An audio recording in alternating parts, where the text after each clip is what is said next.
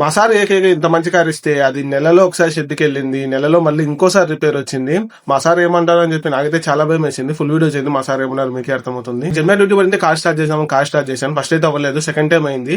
చాలా సేపటికి అయితే స్టార్ట్ అయింది. దాని అయితే నిదానం తీసుకొచ్చి ఇంటికాడ పెట్టేసి మా సార్కి అయితే కాల్ చేసి ఇలా సార్ ఇలా విషయము ఇలా అయితే బండి స్టార్ట్ అవ్వట్లేదు, ఇట్లా మ్యాల్ ఫంక్షన్ ఏదైతే చూపిస్తున్నా అయితే చెప్పాను. మా సార్ వచ్చి ఫోన్ అయితే కనెక్ట్ చేసి ఏమైనా ఎర్రర్స్ ఏమైనా ఉన్నాయా, ఏమైనా సాఫ్ట్వేర్ ఎర్రర్స్ ఏమైనా ఉన్నాయా అయితే చెక్ చేశారు. దాంట్లో అయితే ఏం చూపిలేదు. సో మేమైతే బ్యాటరీ ప్రాబ్లమ్ అని ఫిక్స్ అయిపోయినాము. అయితే వేరే రెవెన్యూ పిలుచుకొచ్చి ఆ కేబుల్స్ మా బ్యాటరీ కనెక్ట్ చేసి ఆ కార్కి స్టార్ట్ చేయడానికి ట్రై చేసాము, స్టార్ట్ అవ్వలేదు. ఇంకో కార్ తెచ్చి స్టార్ట్ చేసినాము, స్టార్ట్ అవ్వలేదు. ఇంక ఇలా కాదే గ్యారేజ్ పంపిద్దామని ట్రాలీని పిలిస్తే అతనైతే జంప్ స్టార్ట్ చేసి అప్పటికి స్టార్ట్ అయింది. అదైతే రన్నింగ్ లో పెట్టుకుని వెంటనే గ్యారేజ్ కి వెళ్ళిపోతే బ్యాటరీ అయితే మార్పిచ్చేసాను. ఇంకా మా సార్ వచ్చి ఏమంటాడు అనుకో, మా సార్ అయితే ఏమనలేదు. ఎందుకంటే అదైతే బండి ప్రాబ్లమ్. అది బండి కొన్ని రోజులు చాలా పక్కన ఉంది అనమాట నాకు ఇచ్చే ముందు. సో దాని వల్ల బ్యాటరీ ఏమో ఖరాబ్ అయిపోయింది. దానికైతే బ్యాటరీ అయితే మార్చేసాము. 10,000 అయింది బ్యాటరీ మాత్రం. ఇండియాలో ఏ రేట్ ఉందో మనకు తెలియదు, మీకు ఎవరికైనా తెలిస్తే కామెంట్ చేయండి. కార్ రిపేర్ వస్తే మాత్రం కోవిడ్ వాళ్ళు మాక్సిమం ఏమనరు, కానీ ఫైన్ పడితేనో లేదా డాష్ ఇస్తేనో తప్ప మన చేతి నుంచి డబ్బులు పోవు, మనలే కట్టుకోమంటారు. అలా జరిగితే మాత్రం ఇంకా అంతే.